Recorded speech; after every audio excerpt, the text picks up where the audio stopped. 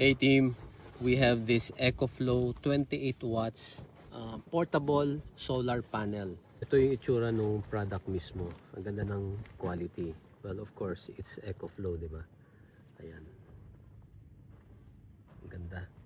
Now, meron kang dalawang ports dito, USB-A and USB-C. So, meron tayo ditong cellphone, ano? Ayan, USB-C gamitin natin. Saksa ko dito. Ayun, nag-charge. Ayun, 48%.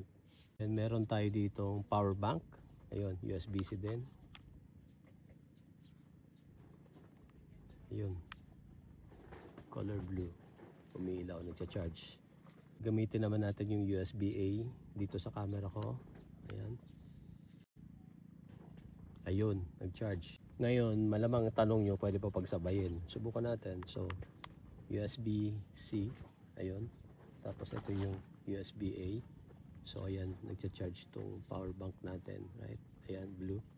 And then i-charge naman natin ulit tong camera. Ayun. Sabay sila. Nice. Ito naman yung portable camping light ni Tito Ted. Subukan naman natin. Malaki to, mabigat. So ayan, dito magcha-charge. Ayun, ilaw agad. Kita nyo, color blue. Malakas. Ito naman yung portable electric fan ni Tito Ted. Pang camping niya din ulit. So dito yung saksakan. Pag plug mo nyan. Ayun. Kita ba? Ayun. Andyan. So guys, hindi lang mga pang camping equipment mo to magagamit, no? Pang emergency din sa bahay. Yun nga, cellphones, ilaw, electric fans, mga portables natin. So this one, nafo-fold yan actually. Ayan, no? Oh, parang libro lang siya kaliit.